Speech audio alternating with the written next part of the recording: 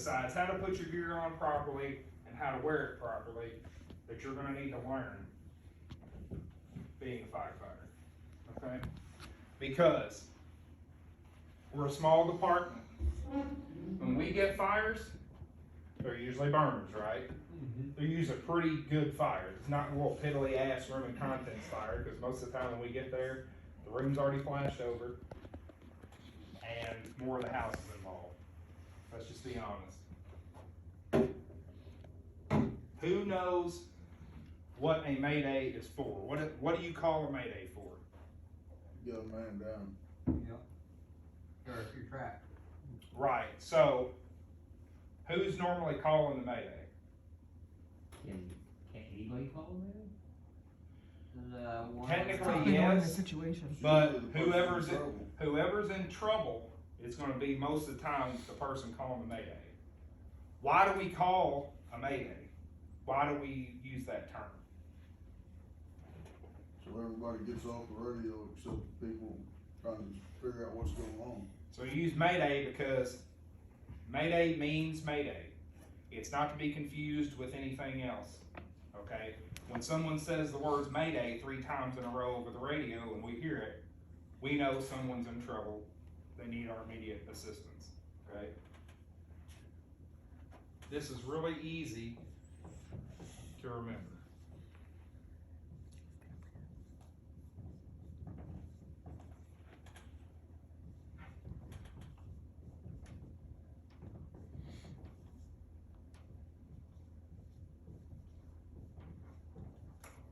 There's a lot of different ways that people do this.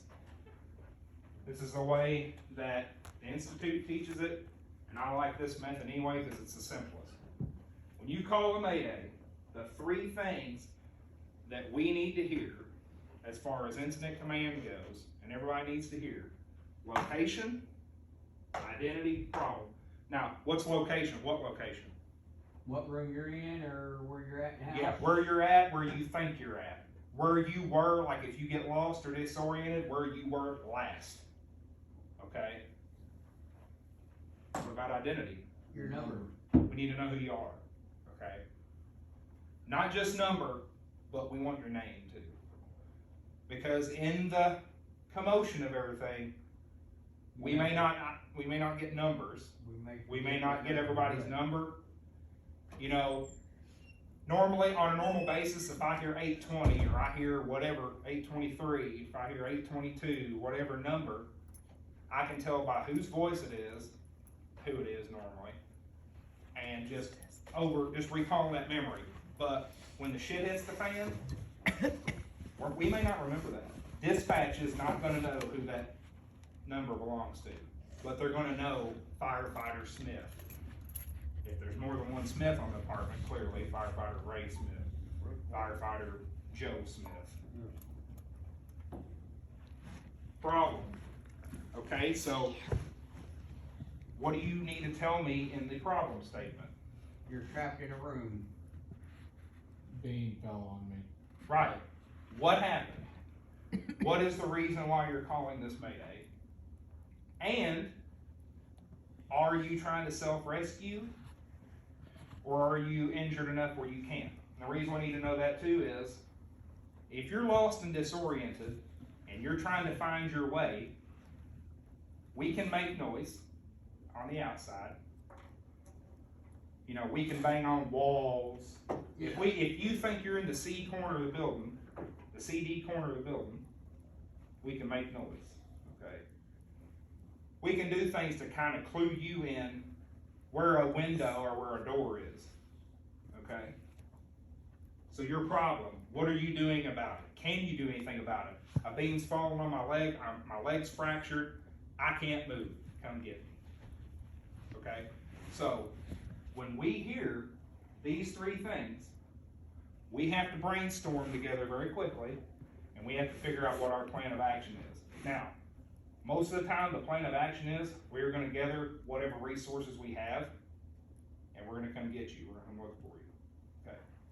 Now, I'm going to do a sample mayday.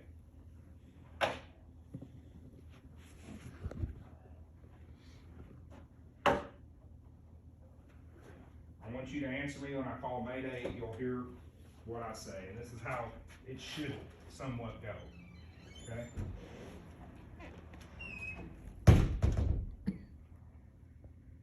Mayday, mayday, mayday. Go ahead on the Mayday. This is firefighter Joseph Wooten. I'm on the AD corner of the house, first floor. I've become lost and disoriented. I got separated from my team. I am going to try to find my way out or find an exit. After I end this transmission, I'll be activating my pass device. 10-4. And stand by, I'll be bringing the pack back in to show you how to activate the pass.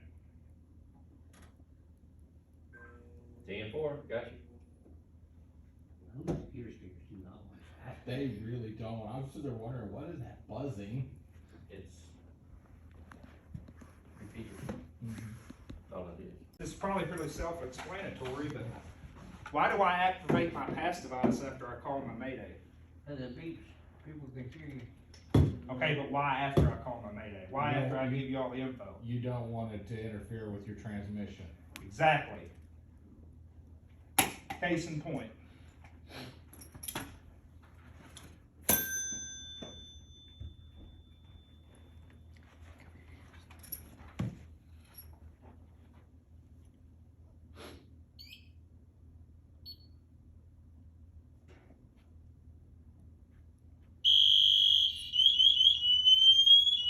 Now, if I'm in an enclosed building and I'm trying to talk into my radio and that's going off, how easy is it going to be for you to hear what I'm saying? Not very easy at all. Especially because you've heard us try to talk through the masks before. It's even worse.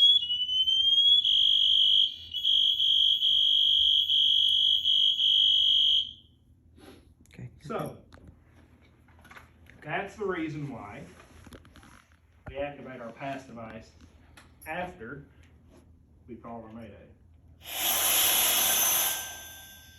The other thing that has to happen is once that person calls a Mayday, all traffic, besides the communication with whoever the incident command is, that person's calling the Mayday to, stops.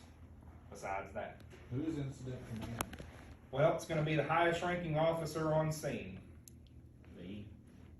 If he's If there, I'm not there, he's there. and it kinda goes down after that. First captain, second captain. Now, when we call that, dispatch may or may not be listening. There has been times where Maydays have been called and incident command on scene did not necessarily hear it, but the dispatchers monitoring heard it, and they said, hey, did someone answer the Mayday? Because I'm telling you, in the commotion of shit that goes on, you don't know who's gonna hear that. But that's why you say it 3 times, not quick, but 3 times, very deliberate, Mayday, Mayday, Mayday. We hear that, everything stops. Everybody stops talking. If your guys are inside putting water on the fire, they've got to do what they got to do. But everything else that's non-essential stops.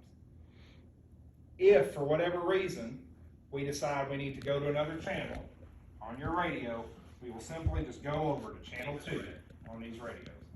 Channel 2 bypasses the repeater. We can all still talk to each other on scene, but that repeater channel is left for that person calling that Mayday and whoever's trying to find them, be it a RIT team, even though we don't really have a RIT team in place, but whoever we're sending in that we gather to go get that person, and incident command, and that firefighter. Reason 1 on the repeater, number 1, the repeater's more reliable. Number 2, it's all recorded. If anything happens, we have literally play-by-play of everything that happened.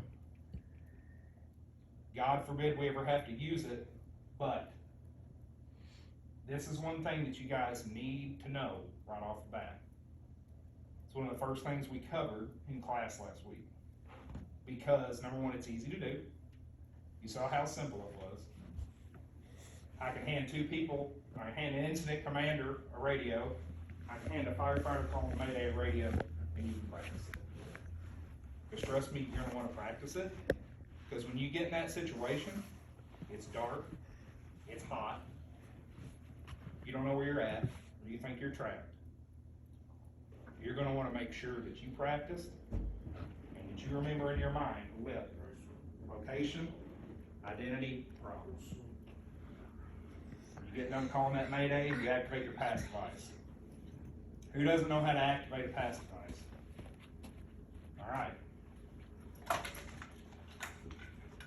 I'm gonna turn the pack back on.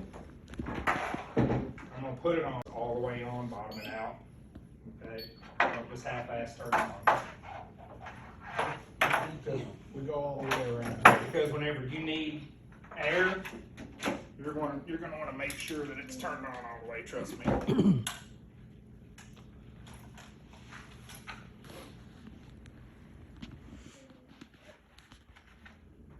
So you would have the pack on like this. Hang on, I know it's twisted. I don't care right now. It's fine. Take a step to your left. You would have the pack on like this. I'm down, I'm up against the wall. I've called my Mayday.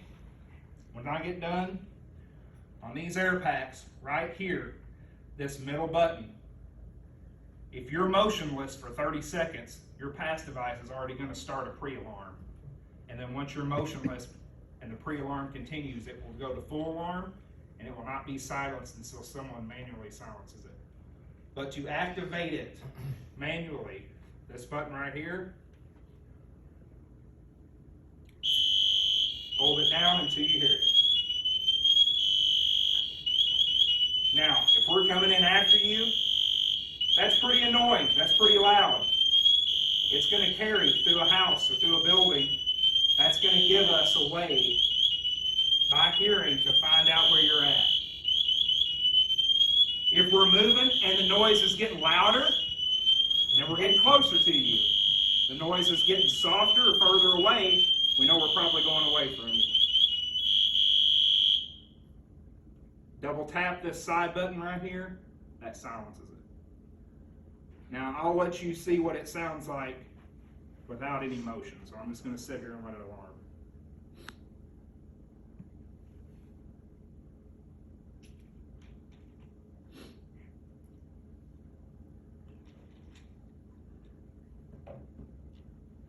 Not awkward at all. Everybody's staring at you.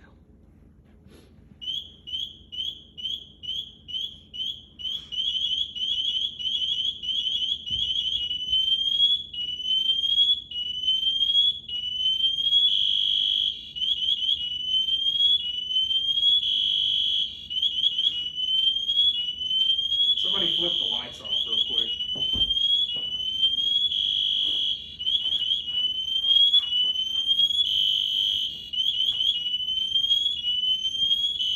Is the air bottle reflective?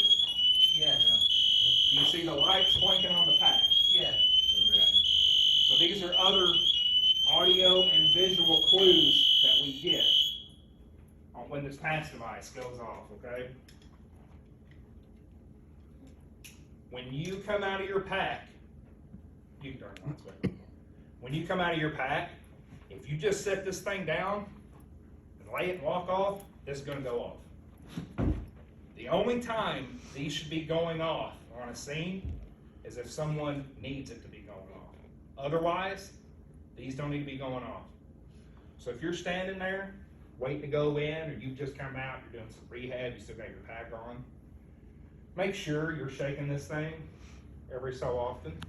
Because if it starts going off, and you get used to that sound, and you're just like, oh, it's just a pass device going on. One of us drops dead on the side of the engine. Josh gets hit by a car pumping the truck. He's down, say he had a pack on. his pass device is going off, we've become noise blind to it, and we're not hearing it.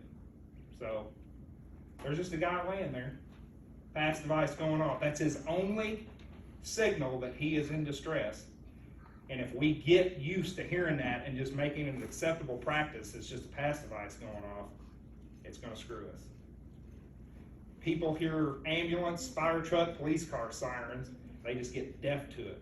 You literally see us drive right up to people, sirens blaring, blowing people's eardrums out, and they're just, it can happen to us too. So, if you're not gonna use this pack, you're gonna take it off and you're taking a breather, rehab, we're done. You're gonna have to take this pack off and you're gonna have to turn the bottle off. What I like to do is while it's still on your back, just go ahead, take the valve, righty tighty, lefty loosey. Lefty opens, right closes it off.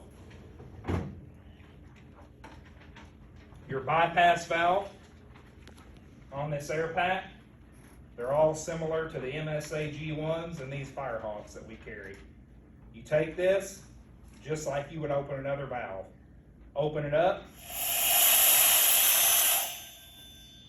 bleed the air off till you hear it stop coming out and the bell goes off. Tighten this back. Come up to your pass device. Once there is no air any longer in this system, if you double tap the button on the side that you would normally use to silence your pass if it's going off, you'll double tap it, it'll say off, and it turns itself off. So now if you lay this down on the ground, it's not going to sit there on alarm because there's no air in the system, and you turn the pass device on.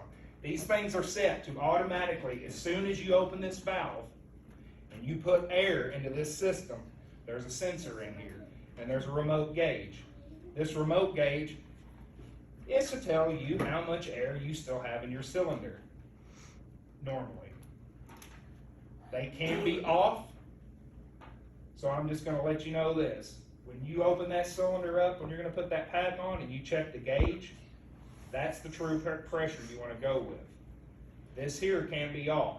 Most of the time it's pretty accurate, but it can be off a little bit. Once you get all the air out of this though, then you're able to turn it off. But if it still senses any air in this system, it will not let you fully turn this pass device off. It is a safety feature. Because, say you silenced your pass, and you still had a pack that you're using, something happens to you, it's going to go off like it's intended to do.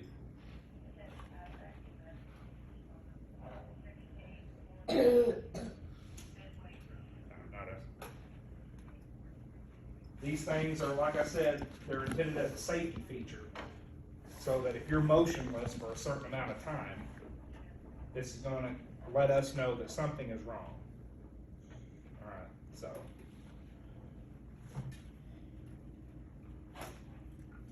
Take the pack off.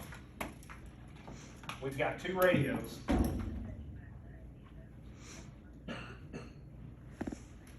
You're going first. I'm going to step outside. You guys are going to take turns. I don't care if you go clockwise, counterclockwise, whatever you want to do.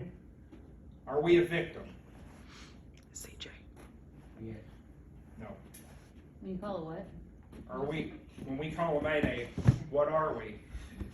He said, I said, are we a victim? He said, yes. No, we're not a victim. We are a downed firefighter. It's very important that we remember that, because downed firefighter, no, that looks like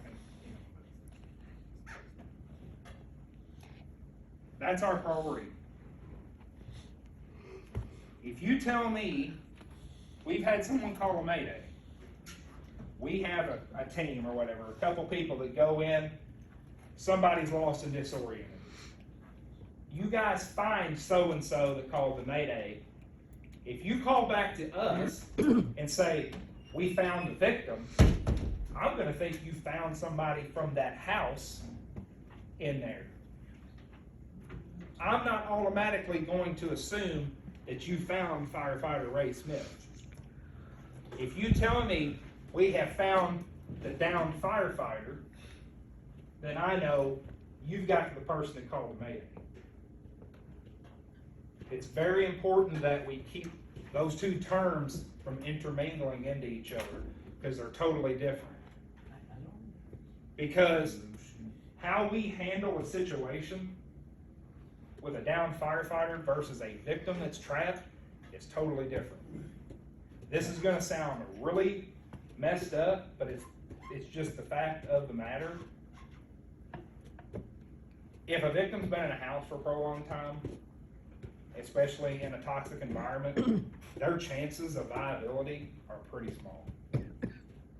But one of you guys gets lost, disoriented, has a brick wall fall in on them, but you're still talking, you're still communicating with me, you've got all that gear on to protect you from heat. You have fresh air in your face. You are very viable. We're coming after you. I know that sucks because we're supposed to protect life first, property second. And 99% of the time, that's what we're gonna do for civilian people out there that we're going to help. But you can't help others if you yourself are in trouble. Exactly. And if you come across somebody when you're going to rescue down firefighter so-and-so, how many people do you have with you?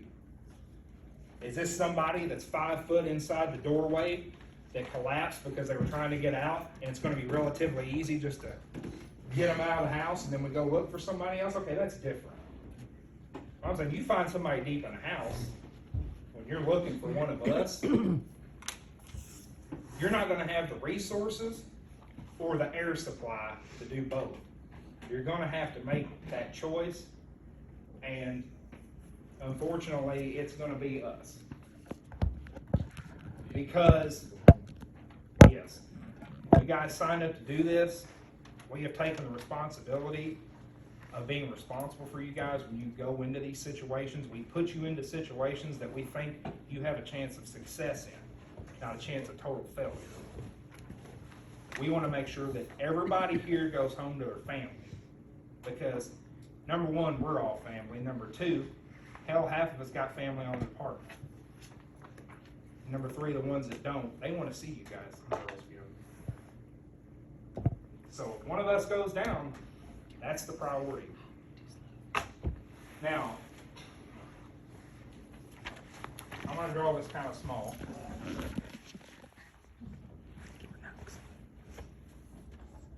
We go in a clockwise You get blowed up. direction.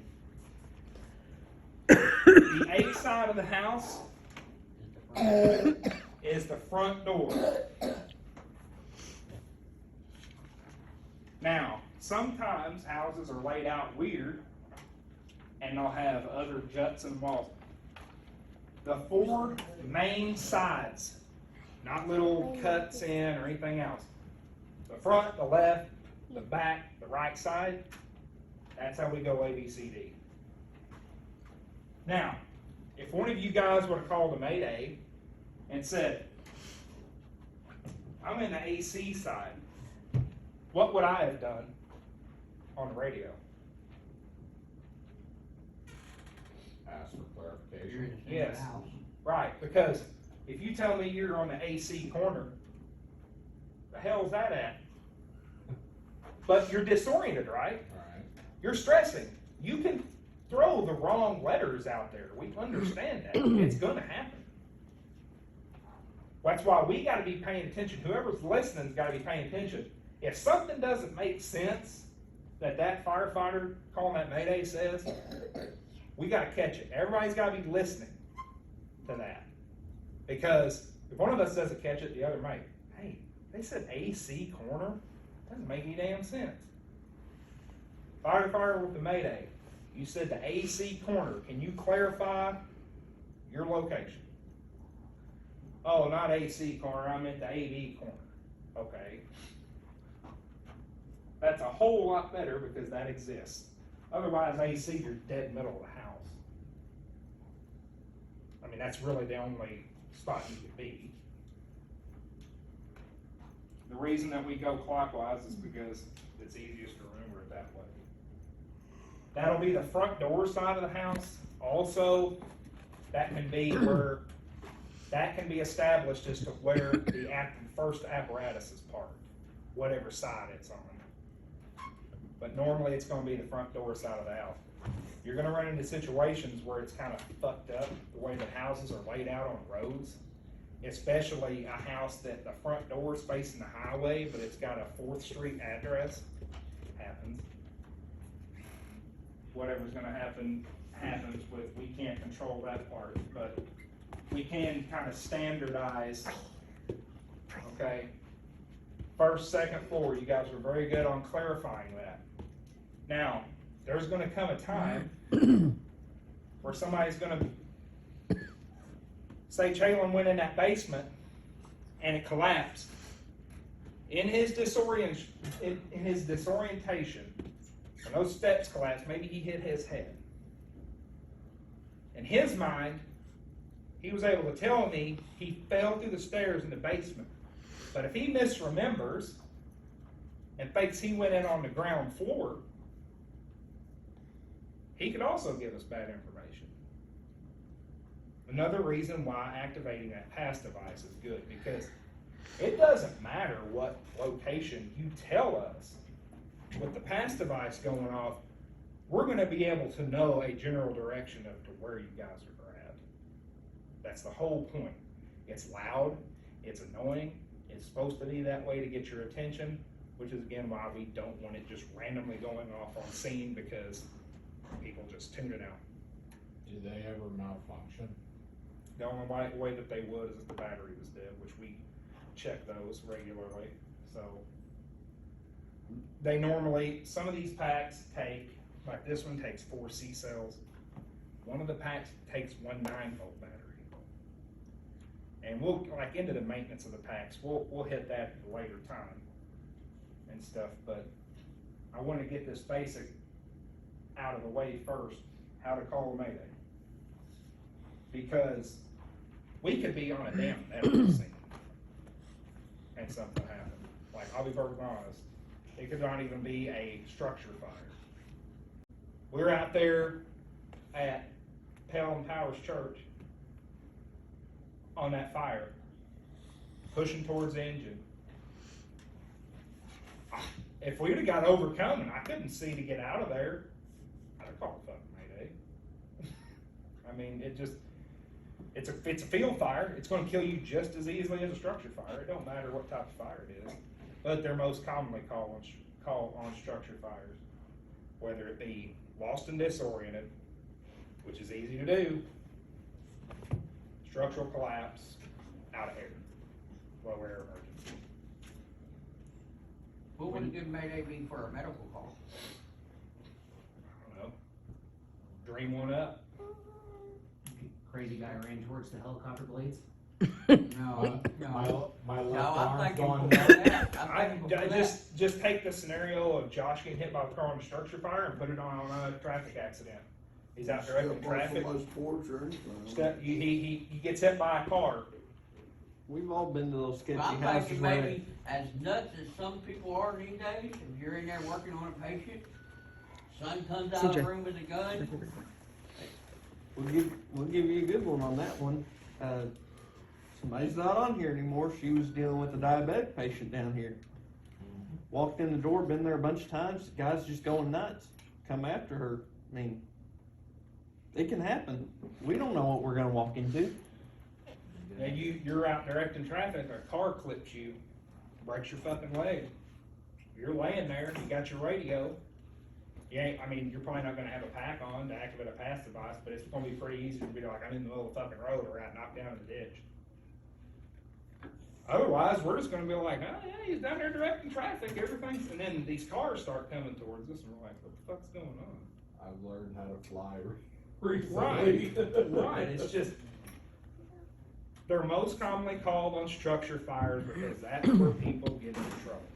The other thing is, that if you're worried about calling a mayday, if the word pride is anywhere in your decision-making process for calling Mayday, I want you to take that foolish shit and throw it out the window. I guarantee you not a single one of us in here wants to call a Mayday. Number one, we don't want to be in the situation to have to call a Mayday because fuck that. That's just a bad place to be. Number two, nobody wants to call one because they don't want to feel like they have to be rescued themselves. But I'm here to tell you, if you get in that situation, call it early. A lot of times they've done studies on this, and we're talking about a class. They've done studies where people called Maydays, and it was way past the time they should have called it. They waited too late. They're disoriented, but they still got, I'm good on air. I'm good. I'll find my way out. I'm going to call Mayday. Then they're on bells. Oh, shit. I got to call Mayday. I'm out. I'm almost out of air. You'd have called a Mayday 10 minutes ago, we could have had somebody in already on the way looking for you, and you wouldn't be running out of air. But people don't want to do it because that pride word. They don't want to feel like a jackass that had to call a Mayday and be rescued by their other firefighters. I'm telling you, I would much rather have to go in and get you willingly than have to go in and get you for a body recovery because you were too damn prideful to say, I need help. Not a damn one of us are professional at this job. We're all volunteering. We're here because we like what we do. We want to serve our community. If we're not getting compensated, not anymore. There is no reason for pride to ever stop you from calling for help when you need it. There's also a difference in calling a Mayday and calling an urgent message. You find a victim, command, this is firefighter so-and-so, urgent message. Go ahead. We found a victim, meaning a civilian, down. Okay, so I know we have a victim. That is not a Mayday situation. Maydays are for downed firefighters. Somebody asked that question when I was talking about a while ago. Somebody asked the question about if you're going for a firefighter and you find a victim. And that's why I brought that scenario up, because somebody in class when we were doing this drill asked it. And I'm glad he asked the question, because we made the instructors tell us, hey, you're the guys with the years of experience. You're instructing us. Tell us what you would do. That's the answer we got. So, what if you're disorientated? Where do you draw? If you're like lost in the place, all right, where do you draw the line between calling a Mayday, telling them that you're lost, and trying to figure it out yourself? So what you can do is, if you get to a point, if you know you were disoriented, you get to that point to where you're like, I have no fucking clue where I am. Call it. Call it, and just like when we practiced, activate that pass device, look for a way out. Fight. Try to get out. Be smart about it. I'm not saying if you're on 2,000 of air and you have bells start going off, to just start heave-hoeing trying to knock walls down with a hand tool. You're not going to be successful. Now, if you're by a window and you can bust it out and get the fuck out of it, that's different. You're in an interior room and there's no outside windows or doors, and you have no clue where you're at. It is best for you. It's like being lost in the woods. Everybody ever heard about being lost in the woods? What screws people over is they realize they're lost, and then they're like, all right, I can figure my way out. And then they keep going in circles. And they tire themselves out, and they tire themselves out, and end up either starving to death, freezing to death, hyperthermia, dehydration, you know what I'm saying? You're out in the open. You're inside a building, but heat, smoke, dark, in 50 pounds of gear on air. You're under stress. You're under heat stress. You're in the stress of what you're doing, being lost. All that compounds. That's going to put pressure on your body. You're going to use more air. So you got to be smart with it. I can't tell. There's no like definitive answer. I can't just be like, well, in this case, do this. In this case, do this. That's something that, within yourself, you have to decide, what am I gonna do? Let me If say you- this, I would think personally, if you're curious as to if you should do it, just do it and get it over with. It ain't gonna hurt nothing. So what, they find you in 2 seconds. It'd be a whole lot better than, like he said, waiting another 5 minutes thinking, well, the door's just over there, or, well, maybe I had it wrong, maybe it's over here. If you're already thinking, like, should I do it, you should probably be doing it. Yeah, you're at that point. Your gut, if as soon as it hits your brain, you go, I wonder if I should call it Mayday. Your gut, trust your gut.